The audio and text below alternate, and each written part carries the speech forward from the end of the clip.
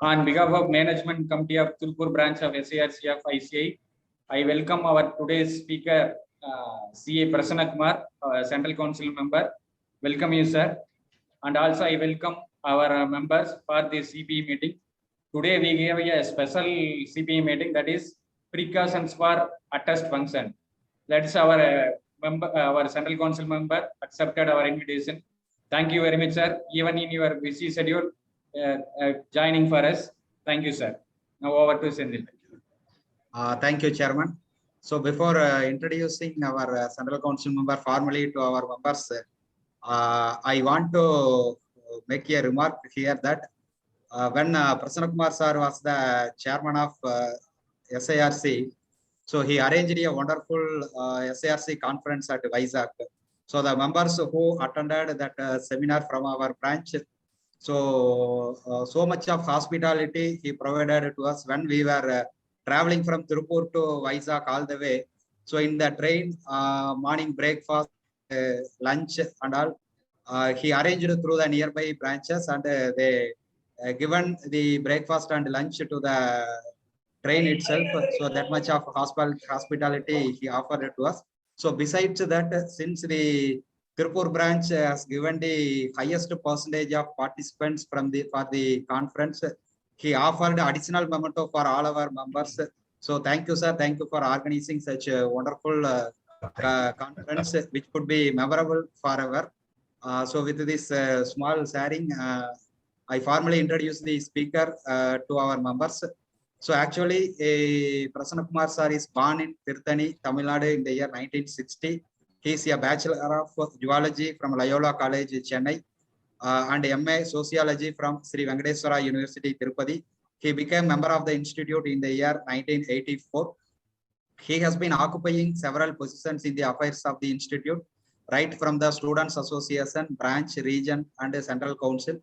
During his students' days, he was the secretary and vice chairman of SICASA, Chennai, and made significant contribution to the students' fraternity.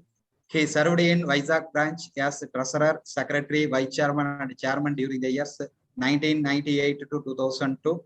He was a member of the SARC for 9 years from 2007. He was chairman of SARC during the year 2013-14. He has been elected as Central Council member for the period 2019 to 22. He is vice chairman of the committee for members in practice, which was tied up many beneficial schemes for members like Tally, LIC term insurance, general insurance products, Quick Heal antivirus software, etc. He is the vice chairman of Career Counseling Committee, which was empaneled many CAs as counselors to propagate CA course. He is the member of all standing committees, namely Executive Committee, Finance Committee, etc. He is also presiding officer of Board of Discipline for 2 consecutive years. He spoke in many seminars and conferences organized by ICA on various topics. He is not only the professional and also a keen follower of sports, being volleyball player himself. He is presently the General Secretary of Andhra Pradesh Triathlon Association, Vice President Roller Skating Federation of India, and Associate Vice President of Andhra Pradesh Olympic Association. He was the Chief Coordinator for the 4th ASEAN Youth Volleyball Championship and 13th World Under-19 Volleyball Championship. He was manager of Indian volleyball team to Qatar. So with these great words, I request today's speaker, Central Council member, CAD Prasanna Kumar sir, to address our members on the topic. Please, sir. Senthil sir, audible? No? Yes, sir. Audible, sir. Very nice. Yeah. Respected C. Murugesan, the chairman of Tirupur branch of SARC ICA. C. Varadarajan, because many names are there, I'm not able to identify whether they're present or not. Varadarajan, the vice chairman of the branch, and C. Saravanraj, the secretary, Prabhu, the past chairman, and C. Ramu, another past chairman, and C. Senthil Kumar, under whose guidance this program is conducted, the chairman for CPE committee, and my dear participants and friends, my colleagues in the profession, good evening to all of you. It's a proud moment for me today to participate in the event in Tirupur for many reasons. I've got many reasons for that. I'll just a couple of minutes, then I'll go with the subject proper. One is I got such a great attachment to the Tirupur branch that, first time I visited Tirupur branch, we late C. Kandasamy, he was the chairman of SIRC, and he conducted a regional conference. That is the day I came there, looking at the hospitality that has been given by the members of Tirupur, almost every individual member. So they are involved in the organization of the Tirupur conference. Looking from the moment we landed in the railway station, offering coffee in the railway station itself, and then up to the send-off, it has been so well organized. That is the day I announced that I'm contesting for regional council for the first time. That time I thought, if at all you have a branch, we should have a branch of, the Tirupur branch like Tirupur, because the family concept, the chartered accountants are united and they stand on one word, and their philosophy, their logic, everything is single. In one word it used to go. So that is the family concept I really liked that time. Then I got elected to the regional council that time, and my journey started from there onwards. I had a good relationship with CA Kandasamy. So he is not in the midst of us today, but he's a great stalwart who is a very simple, down-to-earth personality who has been encouraging me in all the endeavors. And I used to speak to him almost once in 2 or 3 months on some topic of other, some information or other. And also CA Kodanasamy sir, he is also, unfortunately, is not in the midst of us. I had a very great relationship with him, a stalwart professional. We lost both the stalwarts in Tirupur. That is the only thing, and I am first time speaking in Tirupur. And I don't have the 2 stalwarts here.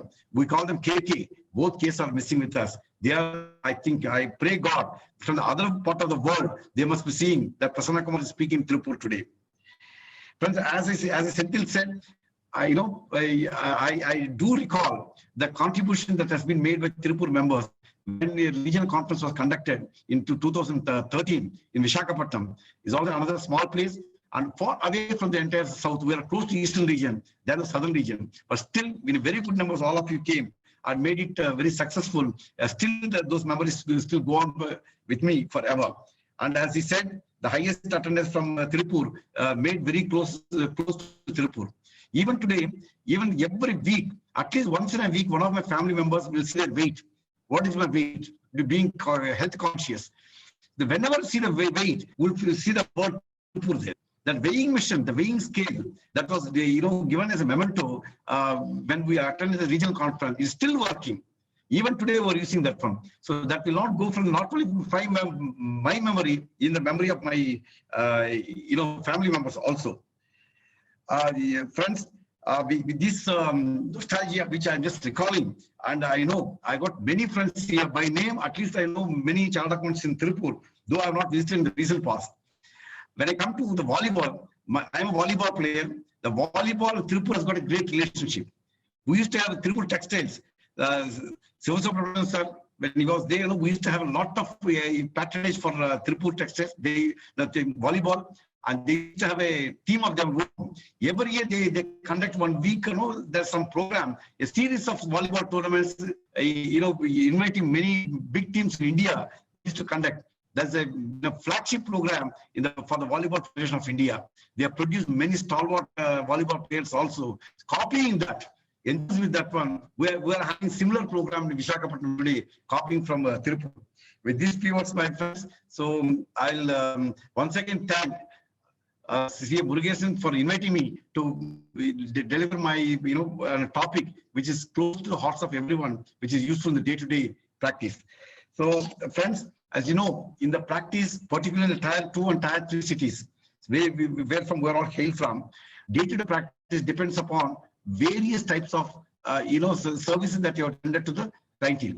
If you specialize in one particular topic, if you specialize in one particular subject, and that may not fetch you the type of income you need to get, commercially it may not be viable because you may not be able to, the number of clients that you'll be able to serve will be limited. You'll be limiting your client base.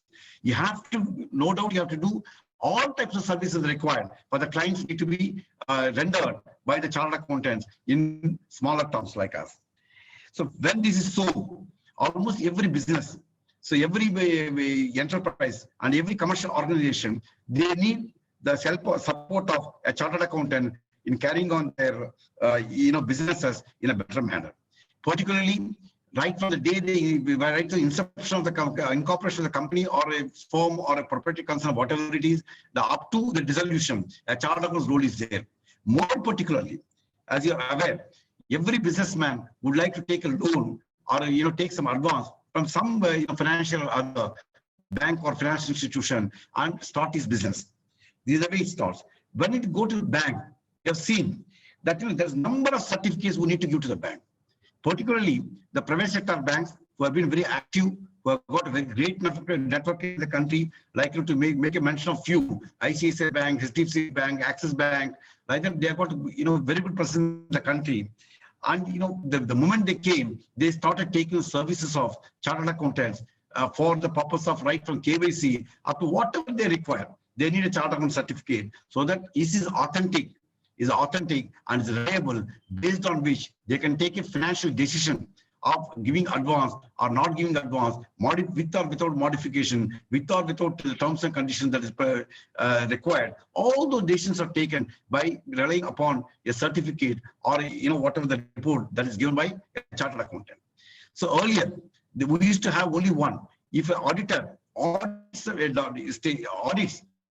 conducts an audit, then he has to do audit report. That is the audited financial statements.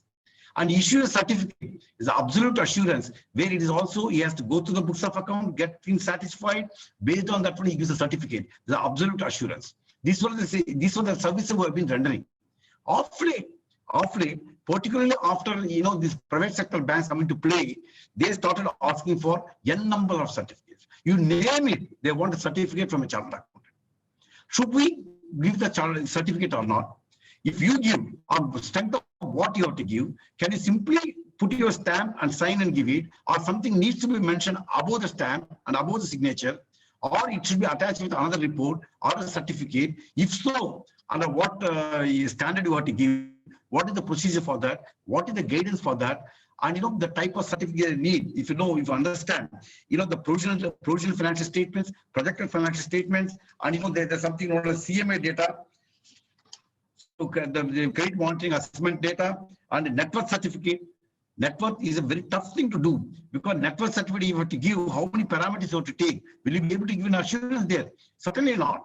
And stock and receivable certificate, and if suppose somebody is going for USA visa or Australia visa or Canada visa or UK visa, for visa purposes, you have to give a certificate which includes not only the wealth of the family members or the sponsor, but also income of the sponsor. Can you do that for? And then suppose there's a proprietor, you want to give a KYC for the proprietor KYC also, they need a chartered accountant certificate. How he'll be able to give? What are the implications involved in that one? Then comes utilization of funds. So give a loan, and whether they have been properly utilized or not, they need a certificate from a chartered accountant. There are so many challenges here also. There are some banks, I understand, one of my clients, I think my partner has seen that they have taken a loan from a private sector bank, very renowned bank. They, as a part of their documentation, before releasing the loan, as a part of documentation, they want a certificate from a chartered accountant. What is the certificate? They want a utilization certificate. Documentation is going on. He has not even released the loan, but they want a certificate that the loan has been utilized for the purpose for which it has been sanctioned by complying with the terms and as per the terms and conditions of the sanction letter. This is the way they are taking the certificate left, right, center, so that if something goes wrong tomorrow, because chartered account certificate, chartered account signature is reliable, and we relied upon that one, thereby the decision was taken. That is the type of one side of looking at it. I'll just tell you, introduction of funds. Introduction of funds. Suppose you want to, there are part of terms and conditions of the sanction. They say that a loan need to be brought in at the soft terms. Like they'll say that loan should be brought in. Number one. Number two, issue a soft terms. You have interest rate of maybe 5%, 6%, and that loan should not be repaid during the currency of the loan. They put a condition of this kind. And ultimately, they want a certificate from a chartered accountant stating whether such unsecured loans have been brought in or not. If so, soft terms have been complied or not. And is there any condition put there that during the currency of the loan, they should not demand for the repayment? Chartered accountant needs to give a certificate. Similarly, for introduction of funds for margin money, as a capital or issuing of a share capital in case of companies, or bring as a partners of proprietors capital in case of partnership from some proprietary concern, a chart account certificate is being demanded. And ITR-V, you know, the verification ITR, that acknowledgement, they need a certificate or at least attest the type of thing like, you know, true copy of the, you know, acknowledgement which has been filed before the income tax authorities.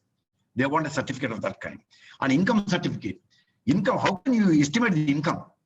They need an income certificate also. This will be the estimated income or whatever the language. Income of that particular client, of the prospective borrower or the client, whatever they need, income certificate. And turnover certificate. These are very quite common. Turnover certificate, where they want a turnover certificate for the past years and sometimes up to the current date during the current year. So whatever certificate we can give, how it should be given, what level of assurance we can offer for the user of that particular certificate. I know for MSMED Act, there are so many things. They want a certificate for the plant and machinery to be certified. And the original cost of the plant and machinery should be taken there for the purpose of determining, you know, micro, small, medium enterprise as per the MSMED Act. So all those things, so there are variety of certificates are given. When you look at this, my dear friends, the positive act of it, positive part of it, we're all elated, we're all delighted to know that these users of this statement, these users of this certificate, they rely so much upon our profession, so much on a chartered accountant. That is the ethical standards that follow. That is reliance. Anybody can hand over a certificate with our signature. We're all elated, delighted. That we're proud also to look into that one. When you look at the other angle, if something goes wrong in the process of this one, if we do it without taking care of the purpose for which it is given, certificate is given, or the report is given, a circumstance under which is given, you know, the data which has been relied upon for the purpose of giving that report, and the fourth thing is the limitation that is attached, the limitations that is attached with the report or the certificate that is given, and the level of assurance that is given for the issuing the certificate of report. All those things need to be mentioned. If you do not mention, something goes wrong, it is the chartered accountant at stake. I came to know through, you know, Murugesan that, you know, you had a couple of sessions on, you know, code of ethics and also the, you know, disciplinary mechanism. So when stalwart speakers have spoken, they must have certainly explained to you how a chartered accountant, believing on certain information, believing on certain data, we issue a certificate. Ultimately, the same user of the certificate, or somebody who doesn't have, you know, who wants to put the chartered accountant who has signed into trouble, they take cue from that one, they file a case before the disciplinary mechanism. Thereby, the genuine chartered accountant who has given a certificate relying upon certain information, but there is some mistake in the documentation of the information. Due to lack of that information, due to lack of that evidence, due to lack of the documentation, they are caught. Ultimately, they sometimes will end up in getting, you know, declared as a guilty per chartered accountant and also being punished also. So these are all the things, my dear friends. See, Murugesan and his team, the managing committee, thought, let's have one session on this this particular topic, which may be useful for all of us in day-to-day practices. And, you know, there's another dimension to this, you know, my introduction to the subject. When there, suppose the brilliant idea comes to your own banker to seek for one particular certificate, and they come to a chartered accountant, you know, that a borrower, our client, he'll come to our office and say, sir, I want this particular certificate, you please give it. And you say, so on basis of what I'm going to give the certificate, I cannot give the certificate, I'm an auditor. If I put my signature, that's the audited only I can put. I'm an auditor. I cannot sign the whichever paper you want, whichever the paper bank wants, I cannot do it. The moment you say that, he client will go back to the bank and say, sir, my auditor is telling me they cannot give because their rules or whatever it is, no, the standard do not permit them to give. So what to do? Immediately the banker will take up one paper. You take a photocopy of one thing and tell, so-and-so auditor has given me the similar certificate for another borrower. Why your auditor will not give? He will come back to our office and so, sir, so if so-and-so auditor has given, why you will not be able to? He's also a chartered accountant, you are also a chartered accountant. Thereby, there are circumstances where to handhold with the client, even there are certain things which cannot be issued, still we issue it by taking certain some precautions as we deem fit. We would take those precautions, give a certificate. These are all the things which led to a confusion that, you know, how to deal with this particular matter, because day in and day out, something or other will come into our fold. And, you know, before I talk to go to subject proper, I just want to discuss three issues so that you will understand the importance of the topic that we are going to discuss about today. One is, you just take a turnover certificate. There's one case filed, maybe the case belongs to somewhere in North India. So a chartered accountant has given a certificate regarding turnover. He has given the turnover of so-and-so XYZ enterprises for the year 2018-19 is so much, 19-20 is so much, 2021 is so much. They are given. No issue at all. Maybe he has got a basis for that. The basis may be audited financial statements, or he may be himself, maybe the auditor, or based on GST returns or the books of account, whatever it is, he has given it. Another certificate added to that. The second paragraph says like this. This turnover includes the turnover, let us say 100 crores. This turnover includes 45 crores of turnover, which was rendered to some electricity board for supply of so-and-so transformers. Capacitor transformer also given there. The capacitor transformer they are putting 45 crores out of the 100 crores turnover is towards supply of so-and-so capacitor transformers for a state electricity board. That may be Rajasthan or Haryana or Punjab, whatever it is. They are given a certificate. These certificates were given all the chartered accountant, all the bidders. Ultimately, if the bidders participate in the bid, they have opened the bid. One person got L1 who was likely to be awarded this particular contract. Then other competitors, they found out the basis for the entire thing is only the chartered accountant certificate, which gives him the eligibility to participate. What need to be done? They investigated the matter. They found that this certificate is wrong. They inquired this particular company, maybe turnover is right. When a chartered accountant has some capacity to do that one, he has got some information available as evidence also. But as far as the transformer supply is concerned, he said that he has not supplied to any of these companies. This is a bogus certificate. He raised before that, chief engineer, he raised an objection that is need to be investigated into. Then they filed a case, investigated. They found there's a mistake in this one. On their own preliminary inquiry, they filed a case against chartered accountant, whereby since he did not have the evidence in his possession, finally he has been found guilty. So these are the types of things that happen. Similarly, KYC, let us say Prasanna Kumar Enterprises is there. Proprietary is a partnership firm. Prasanna Kumar, Murugesan, Senthil Kumar, all are partners in the Prasanna Kumar Enterprises. Ultimately, this is a partnership firm. He wanted to misuse this partnership firm checks which will come into their name by opening proprietary concern account. Proprietary concern account was opened. So the bank wanted a certificate that the Prasanna Kumar is the proprietor of this particular firm or not. Proprietary concern or not.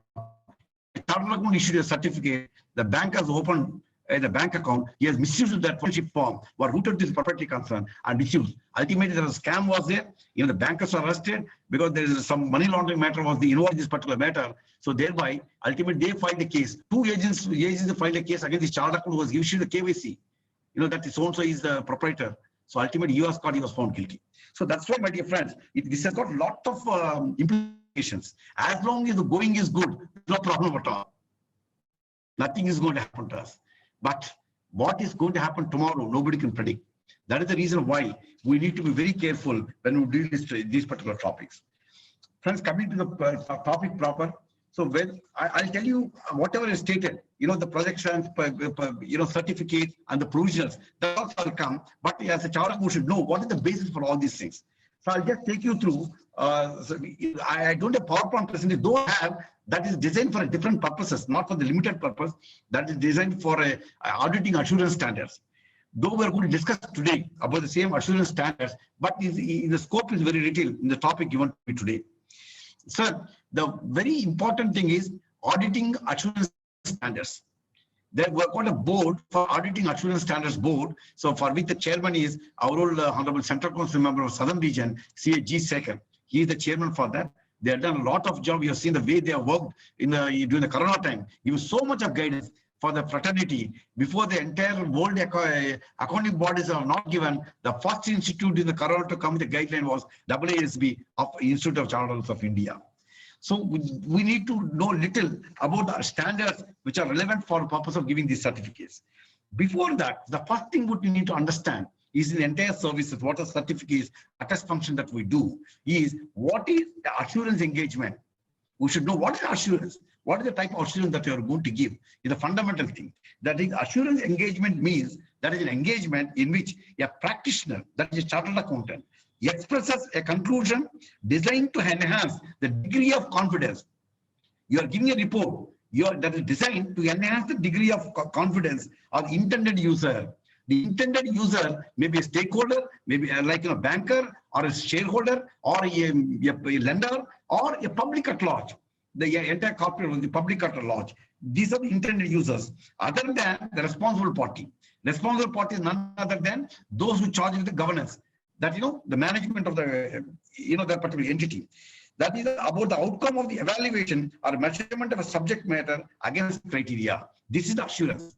Assurance engagement, I'll repeat, which is a chartered accountant expresses a conclusion, that's the opinion or the report, whatever it is, name, designed to enhance the degree of confidence of the intended users other than the responsible party about the outcome of the evaluation or measurement of a subject matter against criteria. The entire gamut of the discussion we're going to have will be surrounding this particular thing. What is the assurance? What is the level of assurance we're giving, and so on and so forth. Friends, when I talk about this, when you talk about the assurance services, the assurance services have got 5 levels that one by one we'll discuss. The first one is, audit, attest services, assurance services, compilation. These are the 4 items which you are going to deal with. So I'll tell you what is the level of assurance and what levels it has got. Before that, you need to know the ethical principles. All these assurance standards, all these attest functions, they are based on the ethical principles. Ethical principle, the code of ethics, already stalwart speakers have spoken in Tirupur. You must be aware of what are the ethical standards that we need to follow. The framework for the assurance engagements,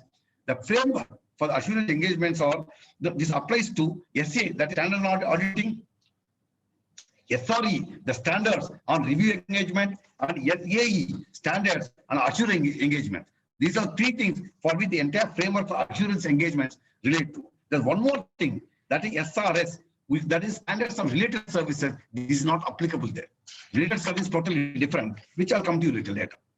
Now I'll come with the engagement standards. Just to calculate what is what. As per our Auditing Assurance Standard Board, whatever they give, whatever the standards they pronounce, these things have got the vetting by the Council of Institute, the Central Council. Before the Central Council approves that one, it goes to the public also for public exposure. Auditing standards should approve it, board, then it go to public exposure, again it will come to the board. They have to consider all the public comments that have come and consider that, then it goes to the council, then it is a document which is binding on all the chartered accountants. Auditing assurance standards. The framework for quality control. The important thing is here the quality. The quality and the chartered accountant, they go together. Ethics and chartered, they go together. That is the strength of our profession. If at all I have to say, that is one profession with the highest ethical standards of practice in the country, with a very strictest disciplinary mechanism, I can proudly say in any forum, that is only with profession, that is chartered accountants and chartered accountants alone. That's why so much of reliance is given for signatures that we make, for any statement that we give. Coming to the framework for the quality control, this is the SQC1, that is known as Standards on Quality Control. There's only one standard, SQC1, very important standard. If you go to the SQC1, you will understand what type of quality control you need to have, what type of documentation you need to have. Quality is the buzzword for everywhere. Today, in the entire auditing world, there are 2 things which are buzzword. One is quality, the second is independence. Auditors should be independent auditor, and the quality should be ensured. They say the quality and the independent, they go together. That is the reason why whenever government has a regulatory mechanism is there, only from the panel they make the appointment of the auditors, because he's independent.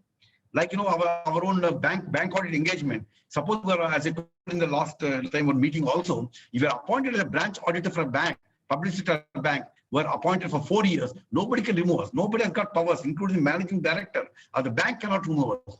Because that to ensure the independence of auditors should be ensured. That's the reason why 4 years term is given.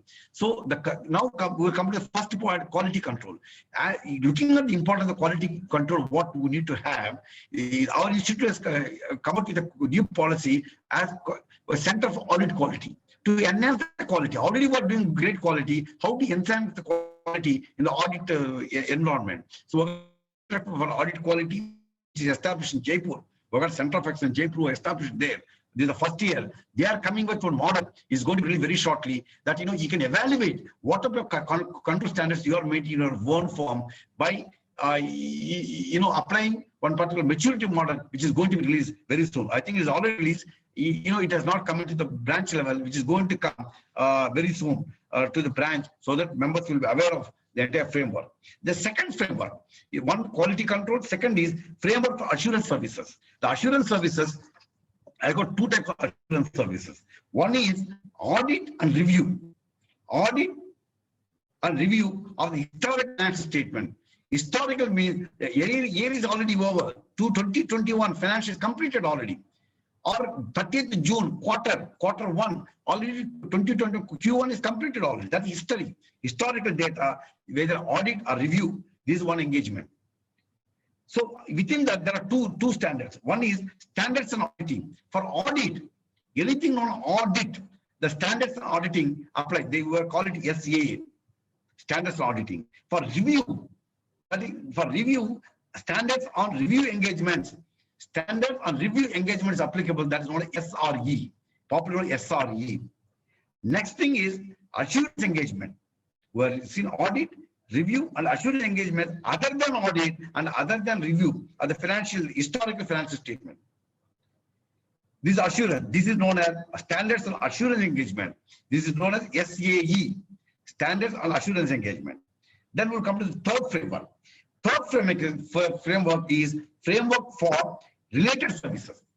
Related services, what are they? Engagements of related services such as agreed upon procedures and compilation engagements are other related services. Agreed upon engagements, procedures, agreed upon procedures and compilation engagements. These are two types of things that we see. This is known as standards on related services. Standards on related services, SRS. So these are the things, friends. The entire thing is standards on auditing, SA, SAE, SRE, and SRS. These are four things on which the entire framework is built up. Then if you see the nature of services, if it is audit, if you say the nature of service audit, the level of assurance that we give is high level of assurance is given. Audit means I've audited the financial statement and I give an opinion or a report on thereon that is given, that is high assurance, but not absolute. Is only high but not absolute. Then comes report. What type of report you are going to give? The report we give is a positive assurance. That means we say an assertion in our opinion, or in my opinion, true and fair view is given. That's a positive statement. According to financial information, the financial statement give a true and fair view. Positive statement we give. This is audit. Then come to review. If you see the review, the second one, review is it gives moderate assurance. It gives moderate assurance, and the assertion is negative assurance. That goes when you see the construction of the review report. The review report, it says nothing has come to our attention.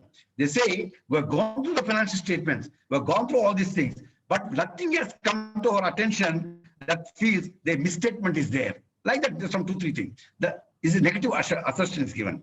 Then the related services. Agreed upon, I just now told you, what is agreed upon procedure? There is no assurance at all. Related services, agreed upon procedures, we call it AUP. AUP, there's no assurance is given. Then what is that one? That's a factual finding. That means the factual finding of procedures. I'll tell you, like, there is somebody engages you for giving a stock report. What is stock available? That is only finding. You go there, inspect, and give take everything and give a report. This is my finding. No assurance is given. Then comes compilation. This is very, very important for us. In a related service, compilation is there's no assurance at all. We're not giving an opinion. We're not giving any negative or positive. Assertion is not given at all. But this is no assurance. But this is identification of information. This is for the report provides identify the information compiled. It's a compilation, not attempt to verify.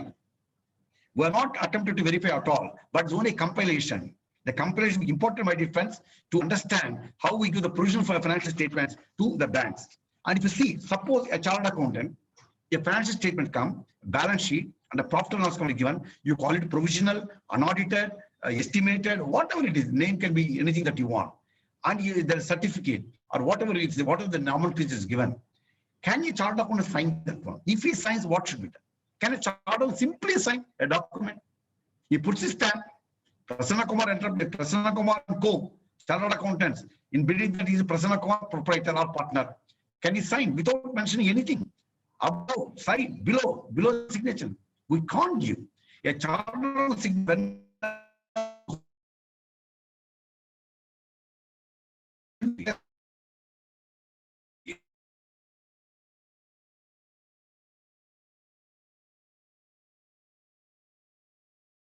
There are some connective problem. Yeah. So whenever we sign a financial statement, we make a mention as per the report of given date. That means the above my signature, whatever is there, the profit and loss account, the balance sheet, I have not done anything. It is something done by the management. We write there. The maintenance of books of account, preparation of a financial statement is the domain of the management. And we are only giving our opinion thereon. So that is important. Thereby, a chartered accountant cannot sign anything without a report attached or drawing the attention of the reader to a report that is attached with. So simply signing cannot be done. There are some circumstances. While doing the bank audit, we have seen that right beneath the profit and loss account or balance sheet, a chartered accountant signs and writes on above that as per books of account. As per books of account. No, it cannot be written. We cannot do something of the sign. Sometimes we write as per information provided. Sometimes it's compiled as per data given. So that cannot be done. It has to go with assertion, whether negative or positive, that word to give or a certificate attached to that. Without that, we cannot sign. We should not sign. Including there is something, file the return of income, and you are generated from the income tax e-filing portal. From income to e-filing portal, you are generated the acknowledgement. Still, you cannot sign that one as a true copy or authenticated or as a income tax what you call certified true copy compared with the income tax return of the portal. We cannot do that one. I'll tell you how to do about that. So this is what, so simple signature cannot be done. I'll take you through just 2 minutes on SQC1, which is very, very important standard for us. Quality control for firms that perform audits and reviews of historical financial information and other assurance and related services, related engagements. The standard on quality, SQC, is a very, very important document, as I told you. It has got 6 elements. The element number 1, these are all related to ensure the audit quality. First thing is leadership responsibilities for quality within the firm. So leadership responsibility within the firm. You have got a firm and you got different partners, different audit managers, and different type of staff who are engaged with the audit function are there. You need to have leadership responsibilities. Thereby, one person, and whether if it's a proprietor, with a part of one partner, should be responsible for the entire ensuring the quality of the audit function. There are a number of things within that. That later we stand by example, give training, all those things. So that leadership includes a lot of responsibilities, like the firm's managing partner assumes the ultimate responsibility. Commercial consideration do not override the quality. That should be the commercial. Suppose there's a chartered accountant. He has been engaged for audit. There is paid only, let us say, for example, 10,000 rupees paid. Whereas you need to spend at least 15 days to complete the audit. The engagement is huge. The work is not huge, but the fees that is paid is only 10,000 rupees. So the fee does not commensurate with the type of time you have to devote, the type of contribution you have to make for the assignment. Then what do? You accepted that one, good or bad. We have accepted that I'm going to do this one. He has given a engagement letter, and we accepted that one. Now, can you say that because my fees is 10,000 rupees, I work only for 2 days and give reasonable assurance to do it? No, your commercial considerations do not override the quality of the work performed. So these are the things we need to know and leadership responsibilities. So we have to deploy sufficient staff, appropriate methodology, appropriate tools, and see that the purpose for which we have been appointed should be taken care of. Then ethical requirements. All of us are aware: objectivity, integrity, confidentiality, and professional competence, due diligence, and professional behavior. These are all the pillars on which the entire ethics are there, and what ensure these ethical requirements are followed by each and every person, so that we are engaged in the audit function. And in fact, as I got in my presentation, I'm not giving the presentation because this, I told you, is a not a relevant topic for going deeper into all these elements. But the overview I'm giving now. So I got illustrative pro forma also, where the annual firm personal independence confirmation should also be taken. So that is the level of ethical requirements that we need to follow. When you go with the ethical requirements, my dear friends, independence also is to be ensured within the firm, that you are a partnership firm, and audit with we are deploying audit team for that. Audit manager team you are deploying, the independence should be ensured. Suppose you have got a student who is going for audit of the particular entity and he has got some relationship with them.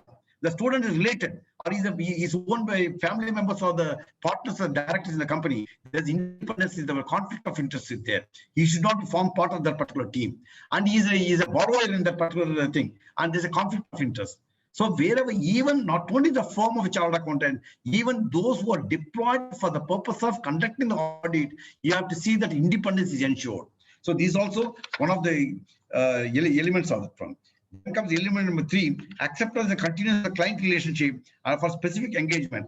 So this is also very important. Where the business, you must understand, whenever you accept a client, you must understand the business reputation of that particular client, and the KMP, the key manager personnel involved in that particular company, and the attitude towards their issues and good governance practices. All those things you study before accepting an audit. KYC, what bankers are doing a KYC, even a chartered accountant, a new client comes or existing client, you have to understand. And when the change of audit is that you must understand the client and the entire business, their governance, their background, and all those practices should be analyzed before accepting. A is the auditor, he comes to B auditor. B should say, what is the need for him to change from A? A is my friend, he's a good auditor. What are the reasons? Probably is there any professional reason for that one? You have to analyze. And if he's coming out because A has not compromised with him, even if we should not encourage, sorry, I will not be able to take up your assignment, because tomorrow you may be put into trouble in these cases. There are situations where a walk-in customer comes. Normally, looking at the board, nobody comes. There will be some reference. Looking at the boards, there a walk-in customer comes. Walk-in client comes. Can you accept it? He'll come and tell you, sir, I want to start a big company, 100 crores investment. And I got this much of money. I want you to incorporate a company. You incorporate a company thinking that he's invested 100 crores. That may be a project of 400 crores. But take another 300 crores, he'll be enthused. Yes, I got a very good client. I've been waiting for such people to be in my client list. Ultimately, he'll come, get it incorporated, do all these things. You get a bank account open. All those things you will do. You are the person signing on behalf of him as for incorporating the company. Then you are the person introducing directly through you or through your client or known sources to open a bank account. All this you do without knowing the KYC as the background of the person. Ultimately, there's some mishap happens somewhere. I'm quoting from experience in a disciplinary committee only. Some mishap happens, some money laundering case, some untoward things happen. They relate to everything. They see who has started this company, who are all involved in these things. Ultimately, chartered signature is there. He's the person who introduced, and this client who is caught in the CBA, any investigation agency, they will not hesitate even for a minute to tell about the chartered accountant. So he is the person who was helping me with all these things. Then they come on. There is occasion they arrested chartered accountants also, because it's not the chartered accountant's mistake. The investigation agencies, maybe CBI, SFIO, ED. And there are so many organizations of that kind. The IB, Intelligence Bureau, all these people, they arrest a chartered without understanding the scope of the audit.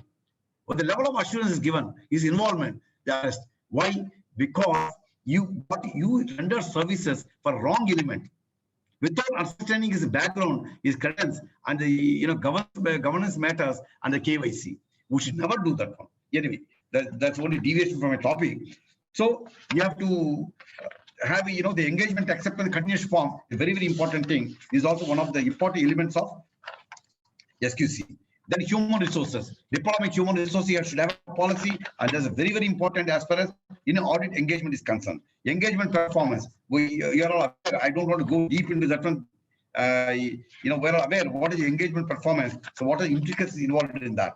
The last element is monitoring. So monitoring of new developments of professional standards. The monitoring is so important. Today we have got some, let us say 28 accounting standards. If 29th comes, or there's certain amendments to do done to many accounting standards or auditing assurance, you have to be in continuity. You have to see what is happening around you, so that up to date the monitoring aspects are taken care of.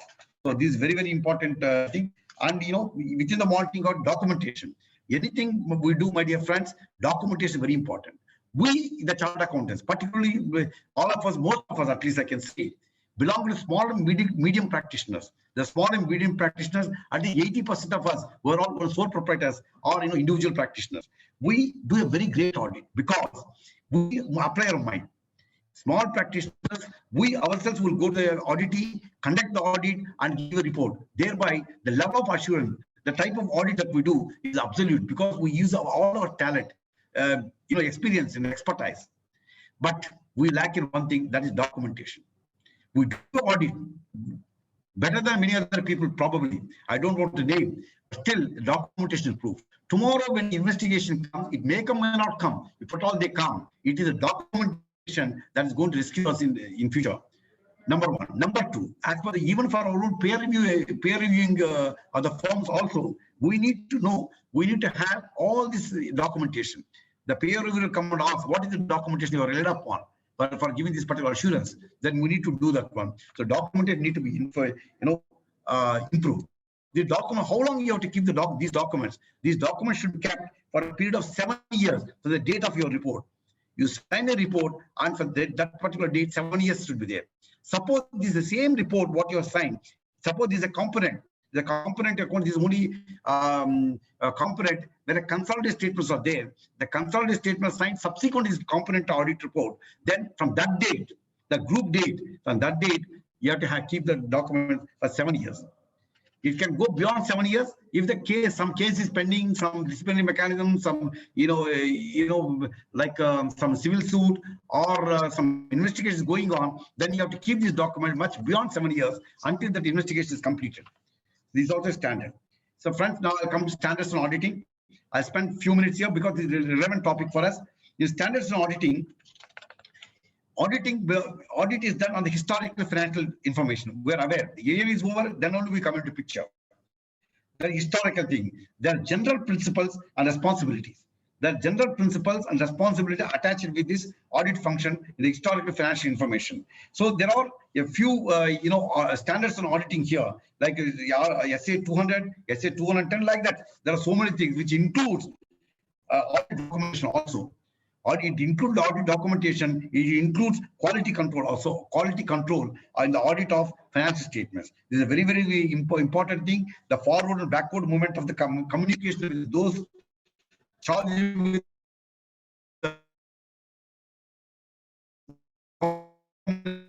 is also there.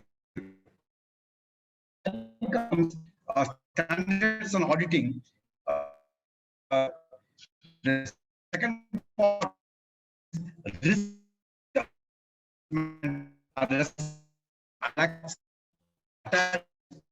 the risks. This is again another series of standard essay on using work of others. You are giving a report, but you relied upon somebody else's document. Maybe you are a branch auditor, there's a consolidated auditor, he relies upon the branch audit report. That is use the work of others. Maybe they have taken, actual valuation. After accounting standard 15, you have to take the AS 50, you have to take an actual, you relied upon his statement. All those standards are there here. And especially the areas, whatever the series 8 start there. Then comes the series 700. This is very important. SS 700, 701, 705, 706, 10, and 20. They relate to the reporting. What is the report is? SS 700 is forming an opinion on reporting and financial statement. SS 700 is applicable for all the private limited companies and general purpose report that you give. The SS 700 is the one. SS 700 is also the standard report.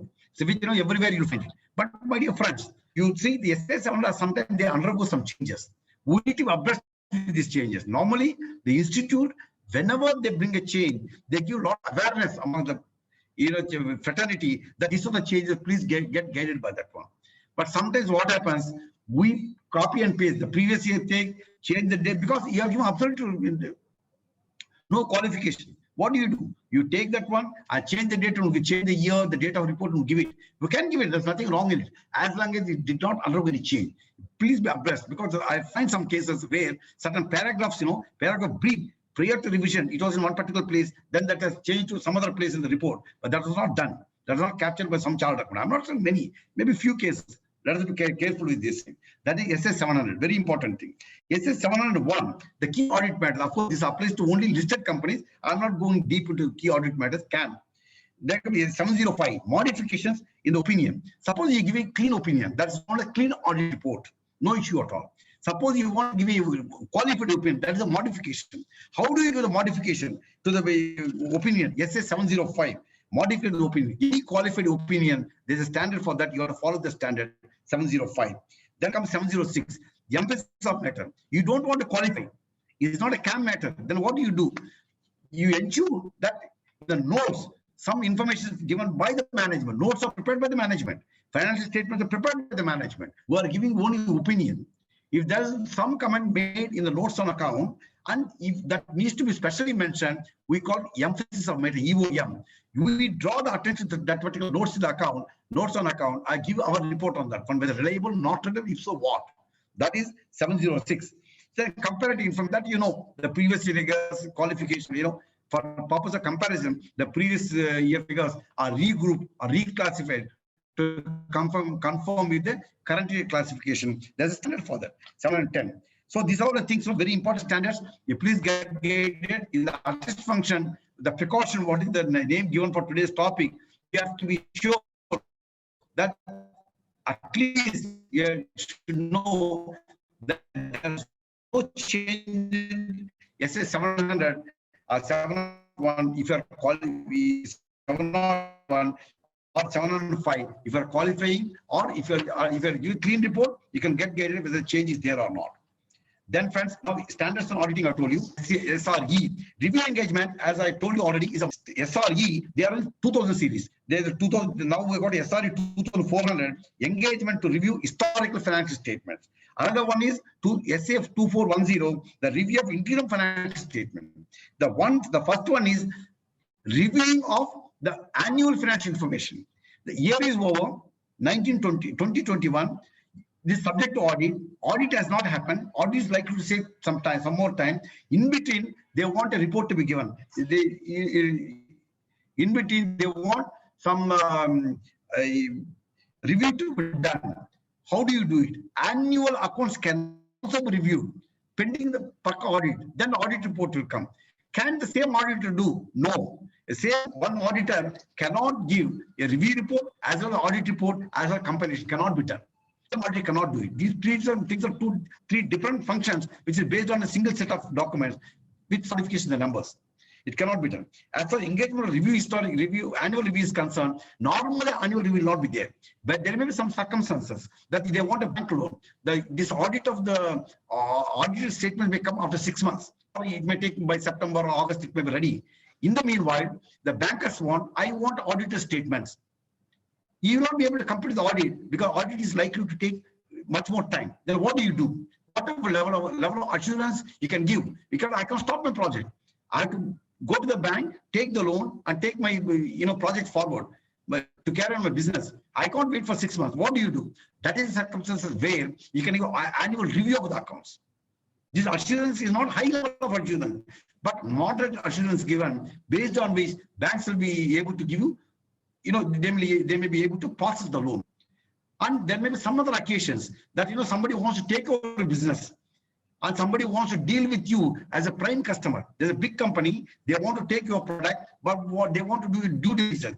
They want some assurance for the financial health of the company. They're also pending the audit. You can give a review report. By different auditors, same auditor cannot give. That is SRE 2400. Now I'll come to next level, the annual thing. Interim reporting has been introduced by his company for the listed companies as per SEBI norms. Here, many other companies, unlisted companies also, they take up this review is done so that they know a reasonably assured accounts are presented to the board and stakeholder. So that is SRE 2410 open place. Mainly that is done for the purpose of listed companies as per SEBI guidelines. Yeah. So that's a big thing that we review. The same thing, like documentation. Our documentation need to be properly made, and we don't conduct audit. We have to do the data analytics is the very, very important thing. Compare numbers of the current quarter number with the previous quarter of the same quarter in the previous year, the current quarter numbers with the previous quarter, current off year numbers, the previous off year or the previous off year, the previous year. All those comparisons with the information. You make a comparison and make some analysis and get convinced this is correct. Let us say the situation where last year turnover was 100 crores, in the quarter, this year, this for same quarter is become 150 crores. You have to make analysis. Is it true? The same level of business, same type of business is there, 150 crores has happened. You have to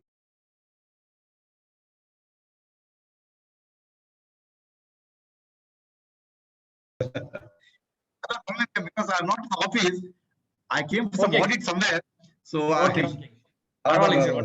because the mobile hotspot patient. Okay. The interim financial reporting also, the friends, you have to do all this and that analytics need to be done so that you give a reasonable assurance for the review report. So this is one type of thing wherein I told you have to make the comparison of the ratios and other financial indicators with the previous periods also. So then comes, this is a very big topic actually, 2410 itself. If I have to speak, what are the things that need to be done is another half an hour topic. After 45 minutes, we can talk about SRE 2410 itself. So a very interesting one, which is, that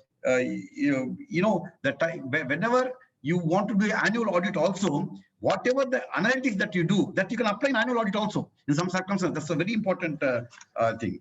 Then comes the examination of prospective financial information. This is known as SAE, that is Standards on Assurance Engagement. SAE, Standards on Assurance. This is very important for us.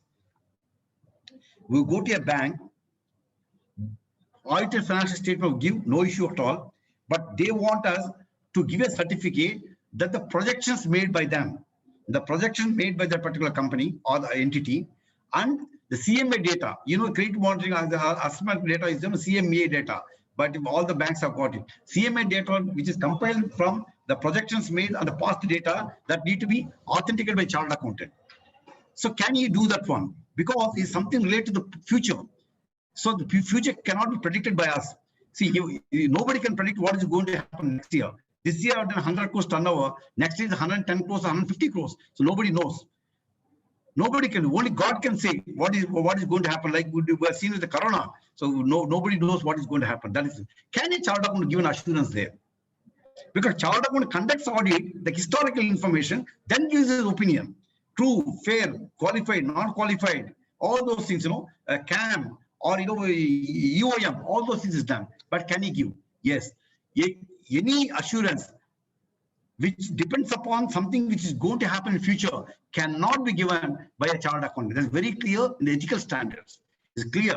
If something is some result is going to depend upon something which is going to happen in future, there's no certainty. We cannot give any certificate on the basis. This is very clear. Assurance is concerned. At the same time, my dear friends, when as far as the examine the prospective financial information, that is projected statements are concerned, yes, there is a standard, as I told you, SAE, that is assurance engagements is there. As per that, we can give. Normally, we say, project statement, I'm an auditor. I'll see the historical information, apply all my standards, then only I can give. Future, I cannot project, should not give. Yes, we are right. As far the ethical standards are concerned, but still you can give as per SAE 3400. This is very important thing. So, my dear, we should understand one thing. When this is permitted by our own regulations, regulation sense, the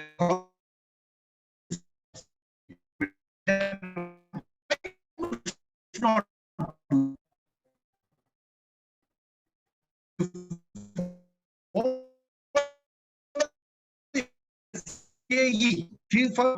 let's not do that one. Let us do that one.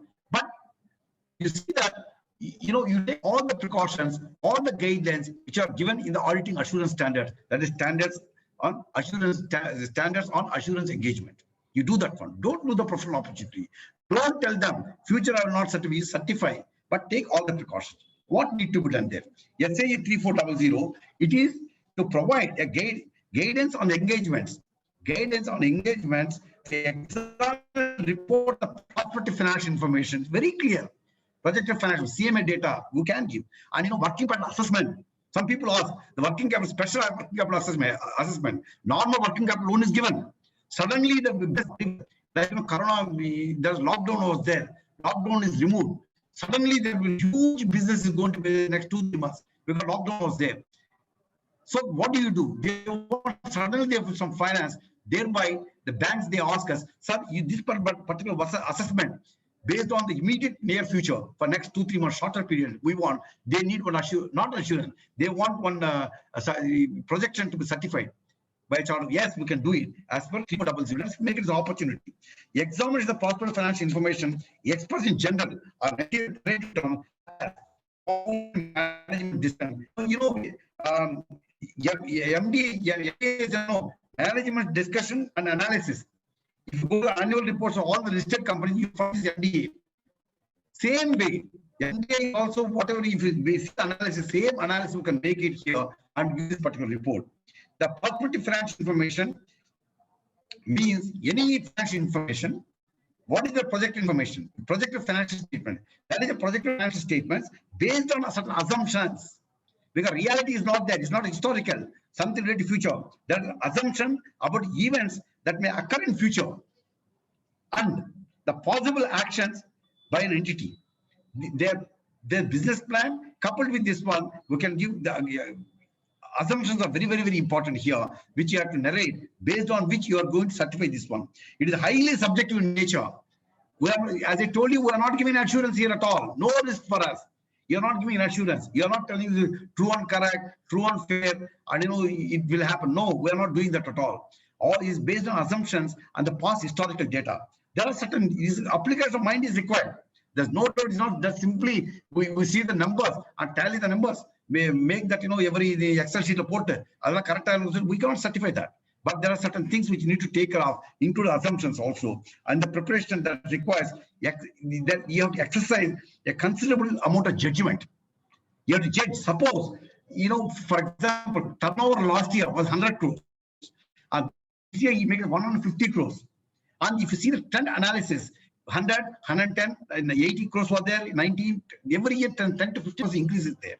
Suddenly you want to make a 50% jump when you give the statement to the bank. Then you have to have the reason. That should be assumption.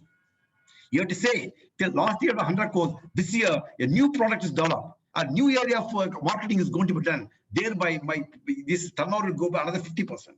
So like that, you have to judgment need to be there, subjective in nature, but still you have to give a judgment. The assumption is very important.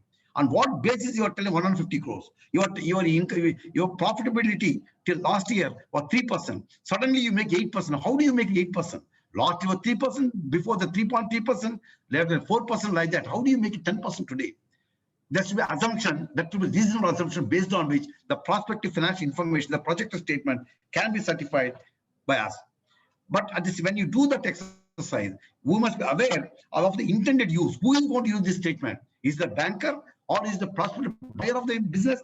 There may be business combination where somebody is likely to take over a business. Who is going to read up? What is the purpose for which this particular document, this particular engagement is given?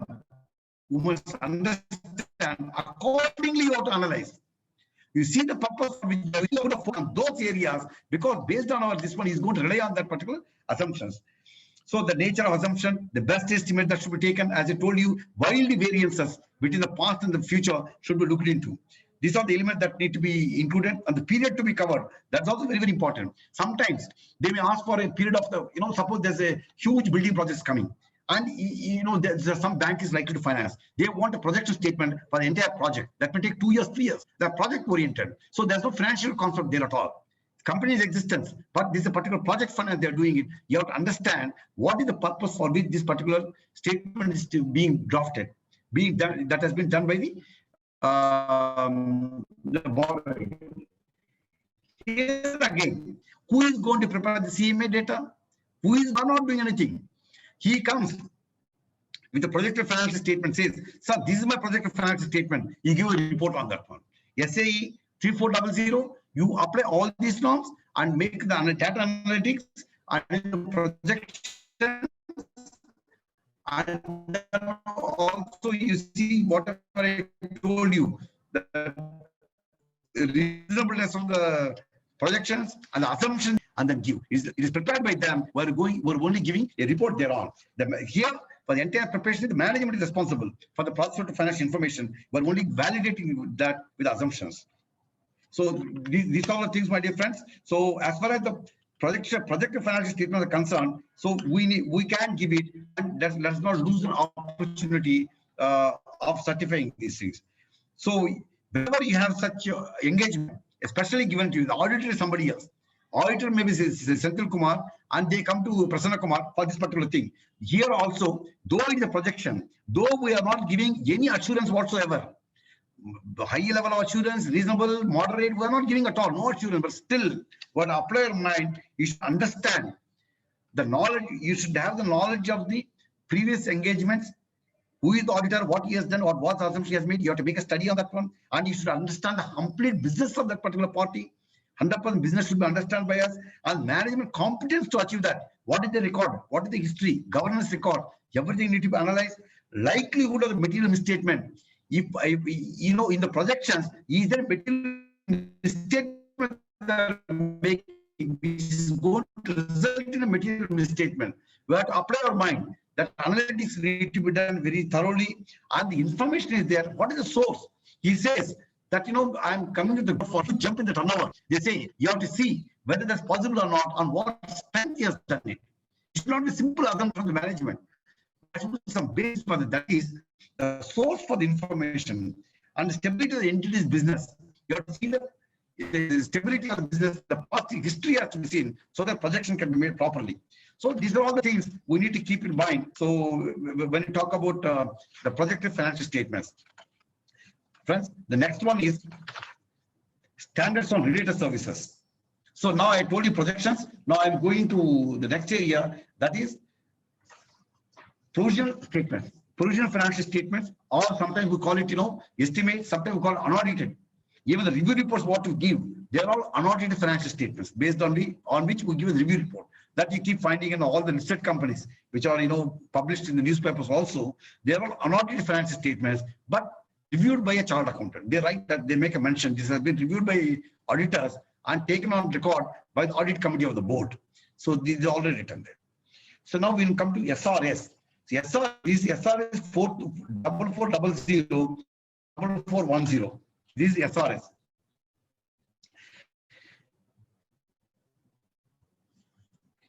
So SRS deals with something which is internal in nature. That is, the engagement is given by the management to the company appoints you as a stock verification. And we conduct a stock verification, give a report thereon. It does not go anywhere. The intended user is the management for their own limited purpose, for their own governance purposes, they take it. So that is 4400. So that is applicable there. So this management internal reporting can be done in this 4410 also compilation engagement. This is a compilation engagement where if provisional statements are made, like the compilation, the word used is compilation. What is a compilation? They give a balance sheet. They come with a trial balance. We compile the data. They got the trial balance, which is extracted maybe with tally from software, books handwritten, whatever it is, they give it. But they want us to make a financial statements. We can't do that one. Why you can do that? Normally in audit function, normally in review function, we don't prepare a book of account, we don't prepare the financial statements. They are prepared by the management. The management comes to an auditor with a report. But in this case, in a component engagement, when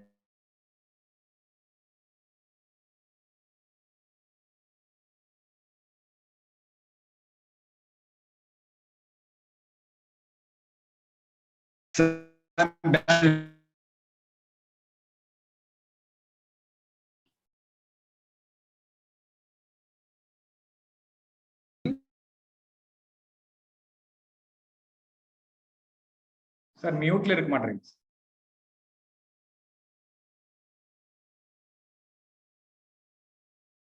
Statements. See, trial balance, when it is given to the auditor to prepare that one, he has to apply his mind. He has to see what is the current asset, what is the long-term asset, what is cash balance, what is the bank balance. All those things to be compared in such a way is a meaningful balance sheet is made. You cannot make a current asset as a non-current asset or vice versa.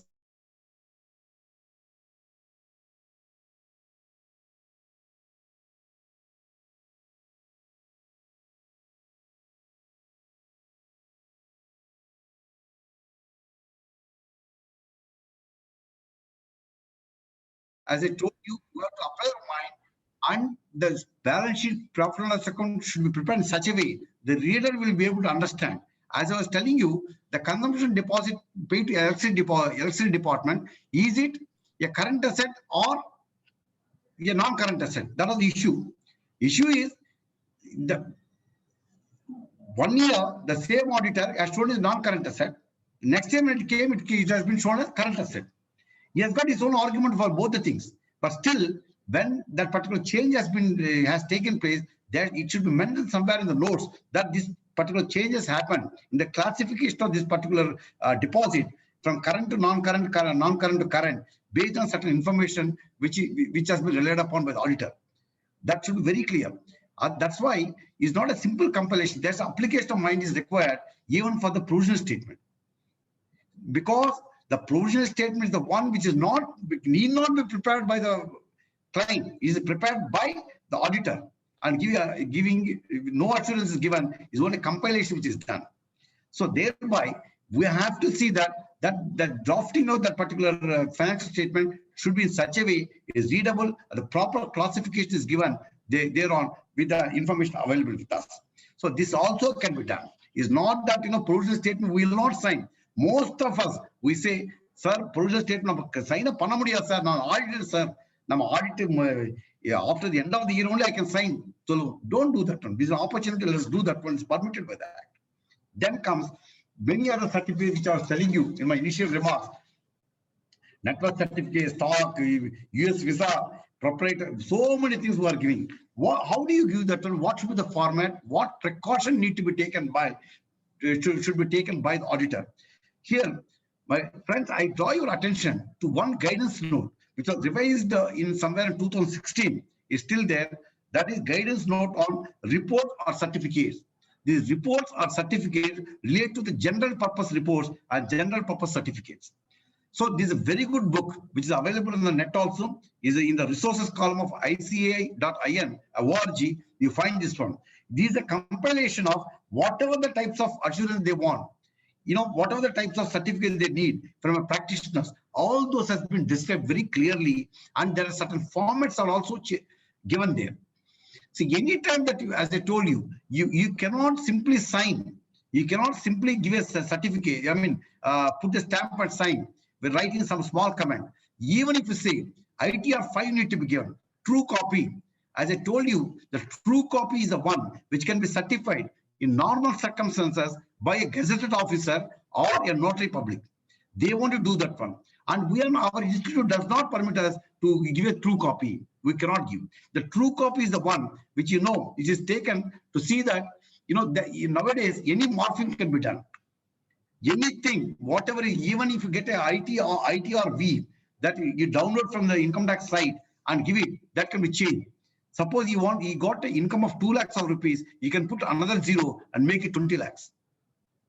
And you can change the date, you can change the year, anything can be changed because technology is available today. Thereby, the ITRV also need to be certified by a chartered accountant. It's not that simply they want. It's not that, sir, download chartered account signature. No, there's a purpose for that. All of us are aware. In the recently, in the RT-PCR, I'm not, lighter way, I'm telling, don't take it seriously.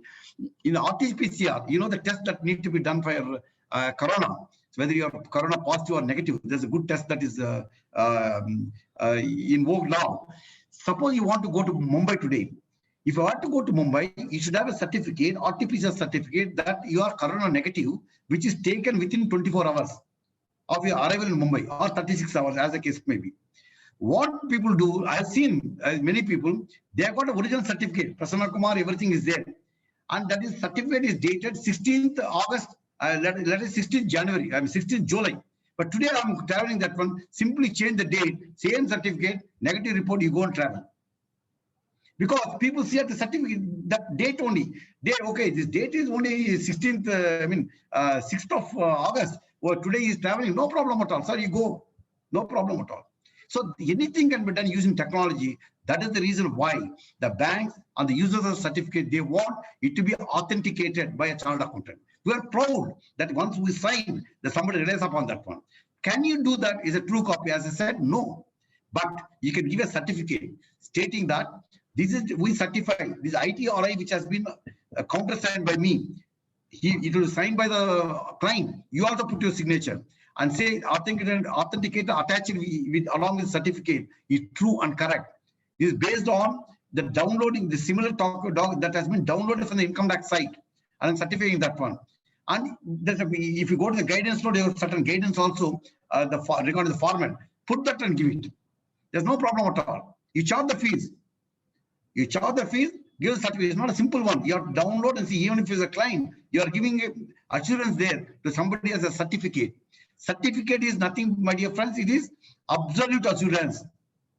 Highest degree of assurance means is only a certificate. If you issue a certificate, you have to not doubly, you have to triply sure that what you are giving is right, correct, true and correct. Like Form 3CD, if you see in 3CA, 3CB, it is true and correct. No, not fair. Fair is something different. Correct means absolute assurance you are giving that one. So any certificate that you want to give, anything that you want to do, it should be the certificate or a report. Blank will not be there on whatsoever. Next item is, I told you already, guidance note on report and certificates. You please go through that and you'll get a lot of information. Next item, intended user. I am giving a certificate. I am giving one network certificate or ITRV. I am signing. So you clearly mentioned the purpose for which this particular certificate is given. The purpose for which this report is given. With general purpose intended to shareholders, you write in the top of the audit report itself to the shareholders of so and so company. But when you give a certificate, you write this certificate is issued for the purpose of presenting to the Development Commission under MSMED Act. This is given for the purpose of submitting to GST authorities. It is given for the purpose of submitting syndicate bank. Clearly mentioned syndicate bank.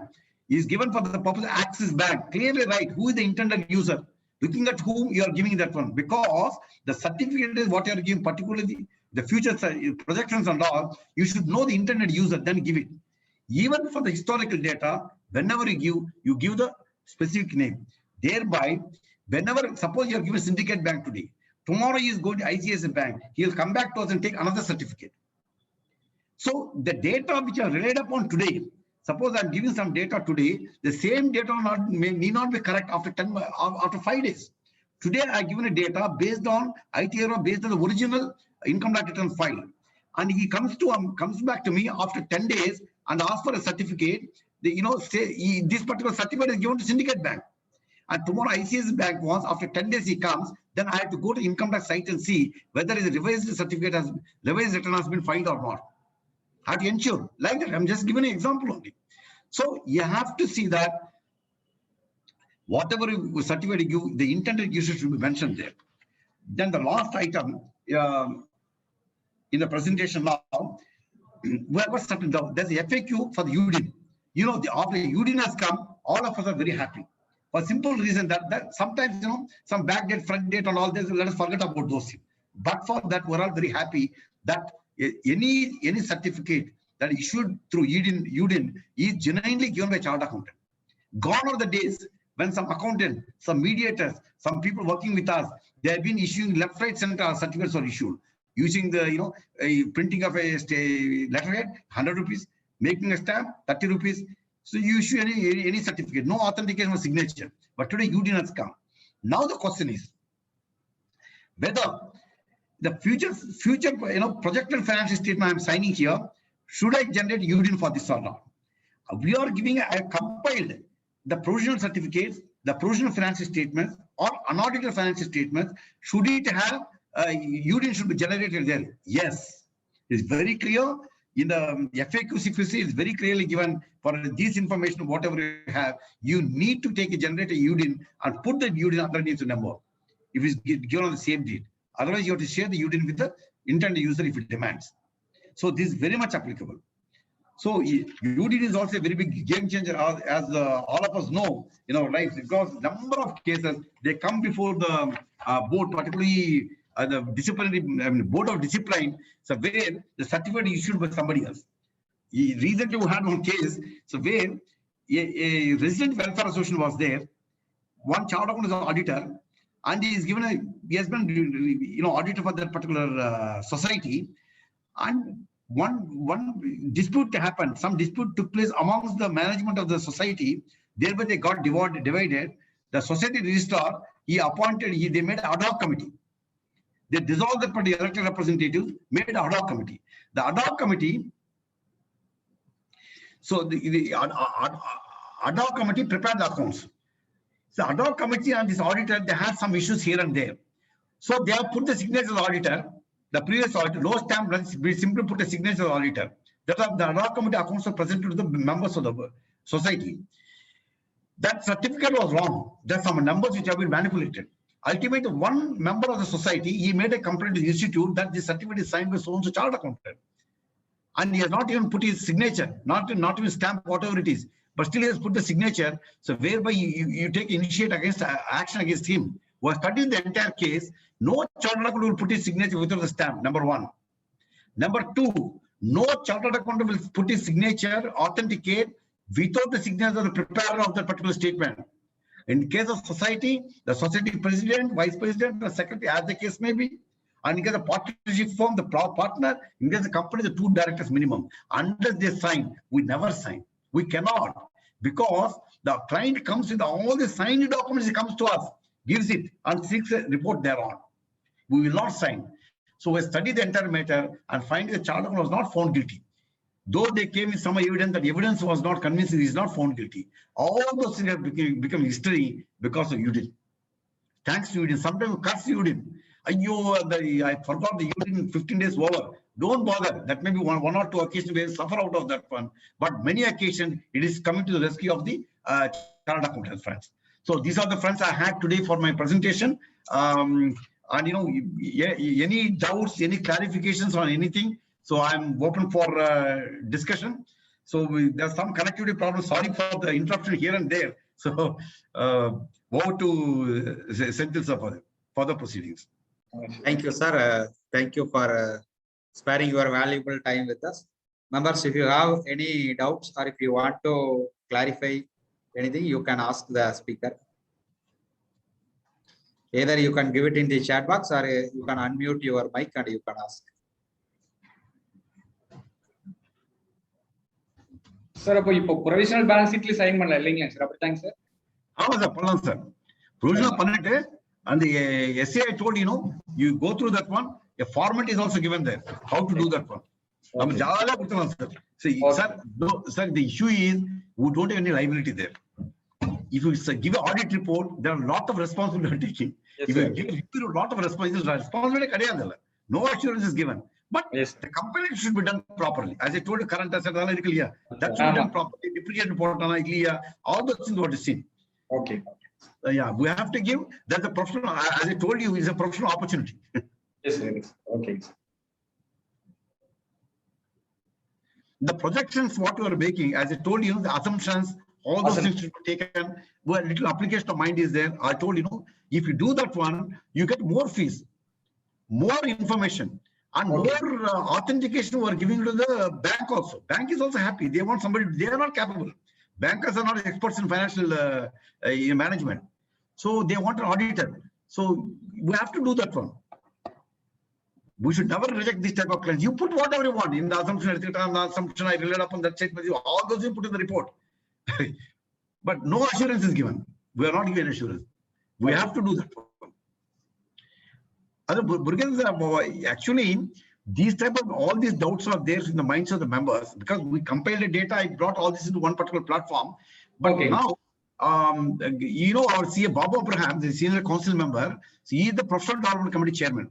Now he constitutes a group, and the group I am also a member. We have, I told you some 10-15 certificates on here, but there are 37 certificates, 37 different types of certificates issued by chartered accountants in their day-to-day practice.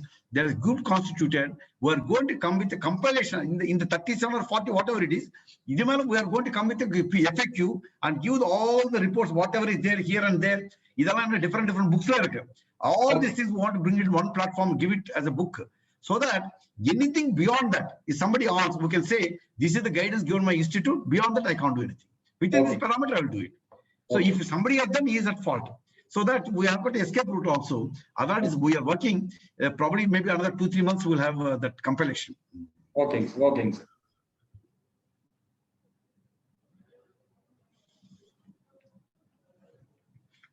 Prasanna. Hello. Vanakkam. Vanakkam, எப்படி இருக்கீங்க Prasanna? Very nice to see you. இவங்க மேல focus பண்ணவங்க அப்படியே இருக்கீங்க. இவங்க மேல தெரியும். என்ன சார் குறைஞ்சிட்டு அதான் you reduce your weight lot. Yes. நல்லா இருக்கீங்க. Very good. Very good. You come for our meeting. ஐயோ இது thrilling moments எனக்கு. I am really thrilled. First time நம்ம பேட்ச் வரதுனால. Very good. Very good. We still remember your conference. Oh, thank you. You made everyone remember. Yes, everybody remembers. You made a very good presentation, Prasanna. Congratulations for that, first of all. And just, I have one clarification. Yes. Some people, actually, they wanted the audit report that is to be downloaded from the IT website. The bankers want that audit report only because people have got a tendency to change the audit report as and when they like. That is their thing. So they want the audit report to be downloaded from the IT website after filing. Yes. After filing, you can download. In that only, they want the signature of the chartered accountant to be affixed. That only is accepted by some bank. But in the case, what is the problem is, in the background, the government emblem is there. So can you sign that form? I think I have not signed so far any form. Yes. I told you can verify, or I will get a printout and I will give. But whatever report we have given only can be given to the bank. That is my view. I just want the view of Prasanna. Sir, you can, it's like ITRV I told you. So how do you give? You have to download from the income tax e-filing website and then do it. Similarly, in the audit report also, with the government of India, the background and all, the marking and all, you can download it. And we have to download, not that we rely upon somebody. Yes. Get that in a password, whatever username, whatever it is, and download it. You can certify and give. But it is not, downloaded from so-and-so website, stamp and sign. No, it has to go with the certificate. There's a format for that. You have to write clearly on so-and-so date. I have downloaded the entire thing. Based on that, I'm certifying this one. We can do it. There's no problem. But sir, now we are all doing free service for the client. For all these things, any certificate is the absolute assurance. We have to charge fees. Yes, naturally. Sir, we have to charge high fees because this is something akin to a chartered accountant. Nobody else can certify. Nobody else certificate will be relied upon by anybody. Because morphing can be done, as I told you, 2 lakhs can be made 20 lakhs very easily. Yes, sir. Yes, sir.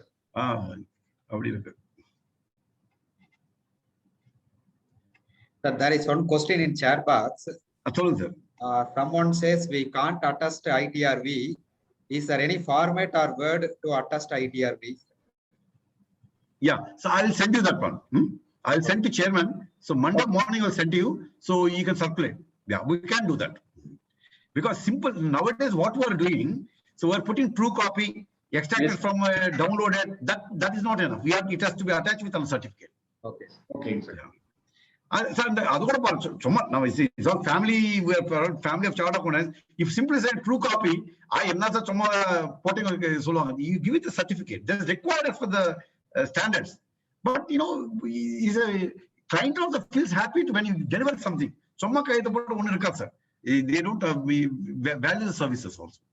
Either it is good.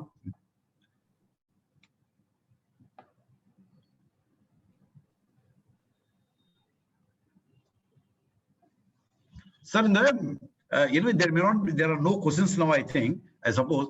Sir, we are talking about, I'm talking about the bank branch audit. There are some, recently we had a meeting, state-wise we had some meeting. We have taken some, data also from many people. See, there are some suggestions which have come that, a proprietor should be given 2 branches, a proprietor should be 3 branches. There are a lot of suggestions have come. See, under cooling period. So cooling period now, there's no cooling at all. If there's a demand, the cooling should be brought in by some of the metropolitan cities. But we are suggesting that cooling period should be there, but that should be applicable only to the places where the number of chartered accountants are more than the number of branches available. So that is the norm earlier. So there were 33 centers that may become 50 now. If the same norm is applied today, as for today's census, it may be 50 or whatever it is. That should be applied, but for other people, it should not be applied. This is the line of thinking you are taking now. So what is your suggestion? See, otherwise what will happen if the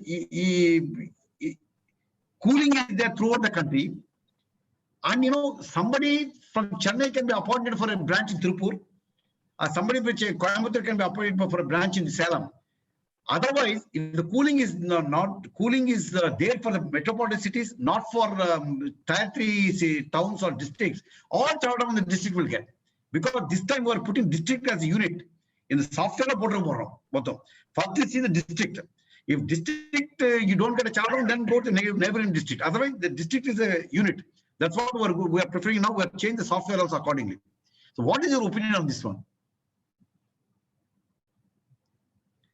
Cooling period is good or bad? Number one, if cooling is there, it should be applied to only metropolitan cities where number of auditors are more than the number of branches. What will be the good thing? You please tell us. Some idea, 1 or 2. I think cooling can be, you can have the cooling in metropolitan cities, not for all the places. Okay. See, you cannot correct, sir, but I am also of the same opinion, because you see, when the auditor is available within the same district and he can be appointed there, where the need for taking auditor from different place, because the bank has to incur cost also. There are already authority measures to be followed with the banks. They should not get from different places. When local talent is available, equally competent. A chartered accountant Visakhapatnam or Mumbai or Tirupur, all are equally competent. All are chartered accountants only. So I think we'll recommend this one, sir. I just want to take 1 or 2 opinions from you. So we want to recommend for the metropolitan cities to have it. That norm, number of branches versus number of auditors available. Otherwise, it should continue. Cooling should not be there. Otherwise, what will happen after every 4 years, 2 years will come to the pan-India level. So that will certainly affect us, because see, our income may be, let us say, 10 lakhs or 12 lakhs or 50 lakhs, just average income I'm telling you. That contains some 3 to 4 lakhs of rupees of bank audit fees also, some 2-3 lakhs. It constitutes a 10 to 15% bank audit fees. Yes, so that's also important. We have to look at general membership also, Okay. So regarding the branches, we are yet to get statistics from the bank. In the 2021 statistics, I think if Monday or Tuesday we'll get the statistics. How many branches have been subject to audit, and how many auditors got it, how many did not get it. All those data we're getting from Reserve Bank. We want to make an estimate just to see. Suppose cooling centers are there, other people where they get the audit are not 100%, and then you can demonstrate why do you want to have cooling here, don't have a cooling here. Their number of audits are more, you impose cooling. If you don't want 2 years, you have 1 year cooling, but cooling should be there, but not here. Okay. That will also recommend with some statistics. Monday, Tuesday, that also will do. But in allotment also, Sir. some of the banks for a proprietor, they have allotted 3 branches like that. And for category 2 firm, they allotted only 2 branches like that. So the allotment is also not proper. Because proprietor, they have allotted 3 branches, sir. And for category 2 firm, they have allotted only 2 branches. Okay. Sir, actually, the statistics, if you see, there are 1,700 category 1 firms. As per Reserve Bank of India, category 1, 1,600, 1,700. Out of that, only 900 got the bank audit. Yes, sir. Rest of the people, they didn't get the bank audit at all.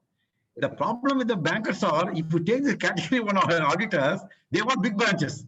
Because category 1, Reserve Bank of RBI also says you should give reasonably large advance of branches. They don't have such branches in the local area.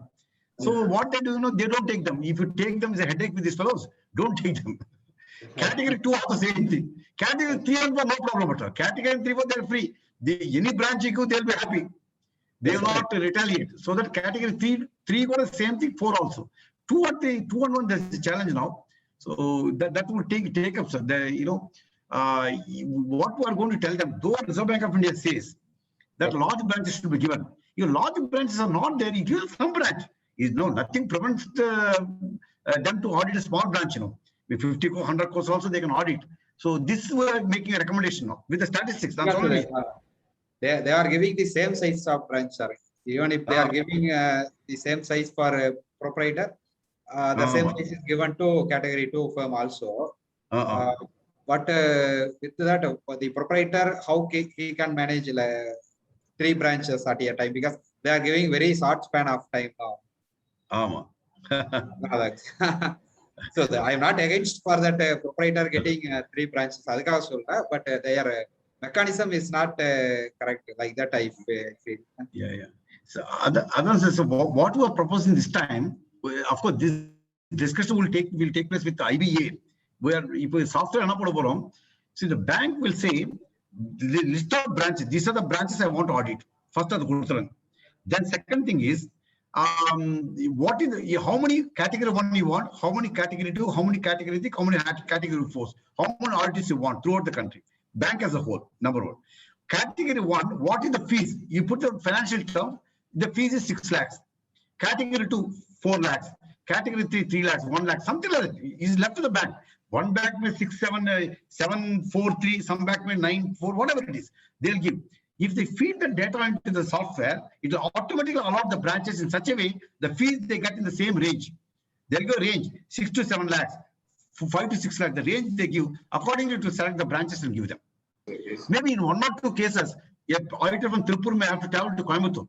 That may be small cases, very large firms. Where partnership category 1, 2, it may happen. So that is what is being proposed now.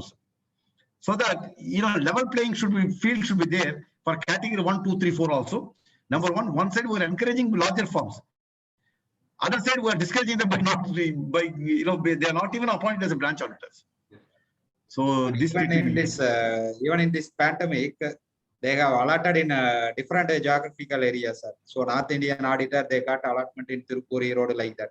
So our city auditor, they got allotment in Nellore, Vijayawada like that. So purposefully, I think they don't want the auditor to come to the branch, to visit the branch. Only remote audit. Remote audit. Senthil sir, I'll tell you what has happened. Because we are all only chartered accountants in this meeting, I'm telling you. The Indian Overseas Bank, this has happened. What you said happened in Indian Overseas Bank.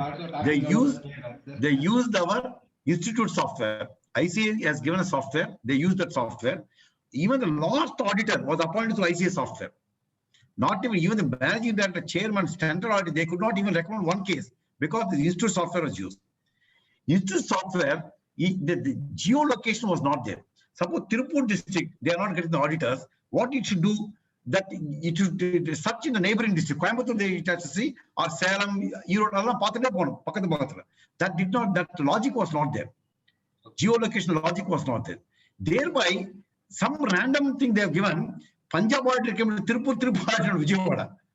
This has happened. The bank was not happy. Many people have raised this doubt to the Indian Overseas Bank. They had a single answer. We are using your institute software. You go and ask your institute, not me. We are not done anything here. There's a bug in the institute software.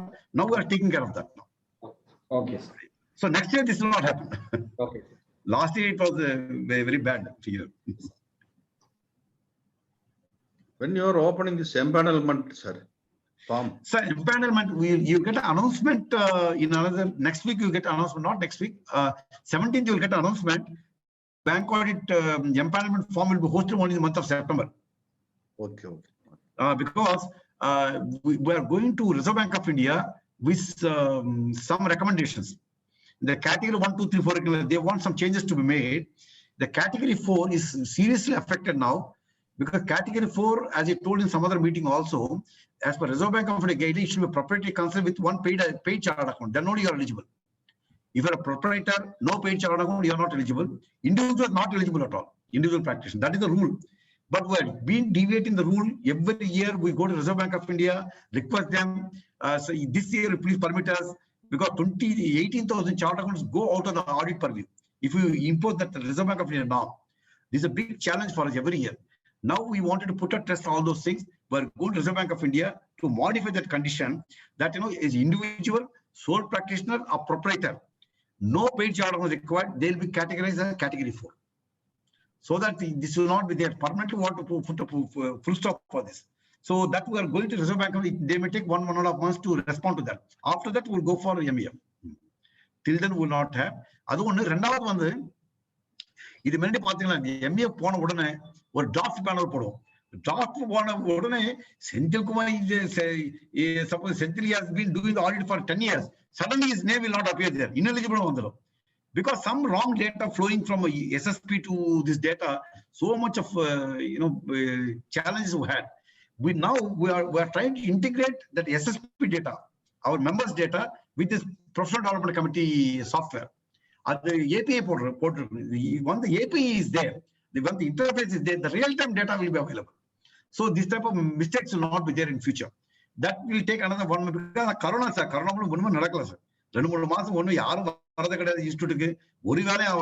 so now we started doing that. It will take another 1.5 to 2 months to get the software also.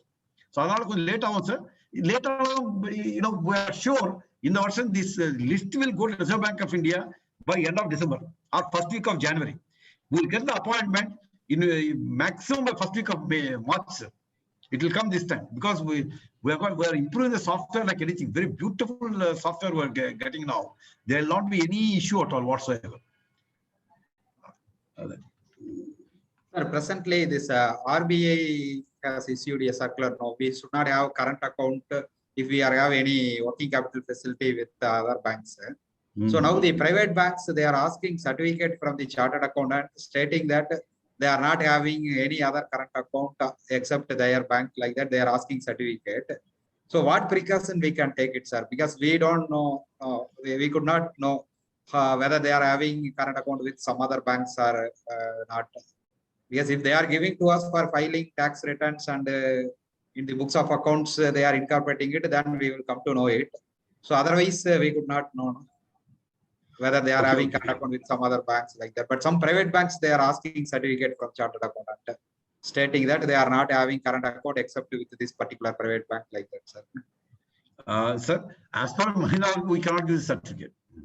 We cannot, because bank is such a huge bank, and even with the SIN what they have, SIN also will not be able to identify whether they got a loan there or not. I mean, current account or loan, or whatever the case. We is outside our purview to give this certificate at all. But however, I'll take up this matter also. I'll put it in the group this matter also. So we'll get this. Some private banks, they are asking, sir, the customer to get a chartered account certificate. Yeah. Even if they are our clients, so sometimes our client will not tell other bank accounts to us also. Only if notices come from income tax department, then only if we are inquiring, yes sir, we are having one account, but we are not giving it to income tax filing, like that they will tell. அதான் பார்த்தேன் sir, இந்த demonetisation நடக்கும்போது till demonetization day, our client used to come, sir, நம்ம கையில எல்லாம் loss வந்துச்சு sir, ஒண்ணுமே காசே காரணம் சார், நம்ம கையில ரொம்ப பிரச்சனை இருக்கு சார், ஐ மீன் லாசஸ், டீப் லாசஸ் அப்படின்னு சொல்லிட்டு இருப்பாங்க. டிமாண்ட் சார் நம்ம வீட்டுல ஒரு 10 லட்சம் இருக்கு சார், ஒரு 50 lakhs சார் கேஷ், என்ன பண்றது சார் இப்போ? They came with the truth. அப்படி nobody tells the truth nowadays. We cannot believe any of the clients. இது கொடுக்க முடியாது sir. Actually there's some system now. I came to know, I don't know how far it's true. My client, this has happened. Of course, my client did not ask me to issue a certificate, but he got a certificate from the Union Bank of India stating that this company does not have any account with them. Okay, sir. They approached Union Bank of India. I don't know with the influence panana therila, but they are given it. That may be one route they can have. At least somebody. Pan India, you can't say. You know, there are so many banks. Like cooperative banks, small banks, micro banks. So many banks are there. That certificate cannot be a very risky thing for us. Sir, regarding branch secretary, I ask one question, sir. சொல்லுங்க sir. Sir, அந்த observer appointment பண்றாங்க sir. ஆமாங்க. அது வந்து என்னன்னா, இப்போ வந்து ப்ரீவியஸ்லயும் apprentice இருக்கக்கூடாது, ஆர்டிகல் ஸ்டூடெண்ட் இருக்கக்கூடாது, ஃபியூச்சர் கரண்ட்லயும் இருக்கக்கூடாது அப்படின்னு சொன்னாதான் கொடுக்குறாங்க சார். ஆனா ப்ரீவியஸ் முதல்ல வந்து அந்த மாதிரி இல்லைங்க சார். அப்படி பார்த்தோம்னா நம்மளுக்கு அப்சர்வரே கிடைக்கிறது இல்லைங்க சார், நம்ம பிரான்ச் இதுக்காக சென்டருக்கு, எக்ஸாம் சென்டருக்கு. அது வந்து கொஞ்சம் பார்க்கணும் சார். என்னன்னா ப்ரீவியஸ் ஆர்டிகல்ஸா இருந்துச்சுன்னா அதனால ஒன்றும் இஷ்யூ இல்லைங்க சார். இப்போ ரீசெண்டா தான் அமெண்ட்மெண்ட் கொண்டு வந்துருக்காங்க சார் இன்ஸ்டியூட்ல ஆக்சுவலா. ஆமாங்க. Sir, we discussed this particular point. Next attempt, we will not have this one. Okay. So one condition will be there. Your relative should not write. Relative who are diluting, your son, daughter, brothers, they should not be appearing for the exam. Your article can be there. Previously, you are making it. இந்த 2 attempt இந்த மாதிரி பண்ணி நம்மளுக்கு இப்ப last attempt இதே அப்சர்வரே இல்லைங்க sir. அப்புறம் நம்ம ரொம்ப பெரிய இஷ்யூ ஆயிடுச்சு சார். அதனாலதான் yesterday we made a presentation to the examination committee. I am also a member of the examination committee. There's a subgroup form for reforms. I am the convener, 2 other members are there, one to Kolkata, Jaipur. We made a presentation to the committee where the full committee was there. We proposed that this relative should be diluted, number 1. Number 2, the chartered accountant, he goes to bank to pick up the question paper as observer. Yes, sir. From there, straight away he goes to center. He is there till the dispatch of the answer books, which is happening at 5:30. 12:30 to 5:30, minimum 6 hours is spending there, and he gives 1,500 rupees plus conveyance 350 rupees. Yes, sir. 1,850 rupees. Atrocious. We recommend that 3,000 should be, that 1,500 should be enhanced to 3,000 rupees, or 350 continue. Conveyance, no problem. Okay. So 3,000 but 300, 3,300 we're proposing. 99% will be done in the next committee meeting. So next attempt will have 3,000 rupees. Otherwise, no. 1,500 rupees is a very low fees. 3,000 may also be low, but still some reasonable fees should be there. Yes, sir. See, the employee is not working without salary. Why a chartered accountant should go and do it? If the institute is running into deficit, yes, sir, they are in serious financial trouble, we'll do it free. No problem for us. For our mother, we'll do it free also. But they are having so much of money. For giving it a chartered accountants, they pay low. For others, they pay very heavy fees. Yes, sir. That also we are bringing, sir. Okay, sir. 3,000 rupees. Okay, sir. Thank you, sir. Members, is there any other doubts?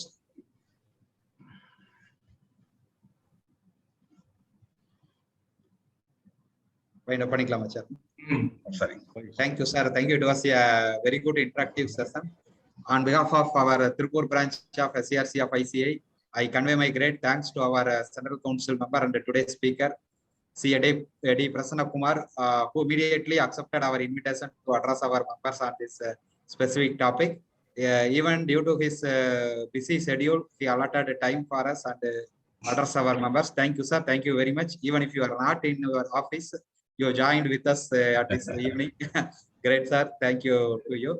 And I thank all our members who joined this program in this evening.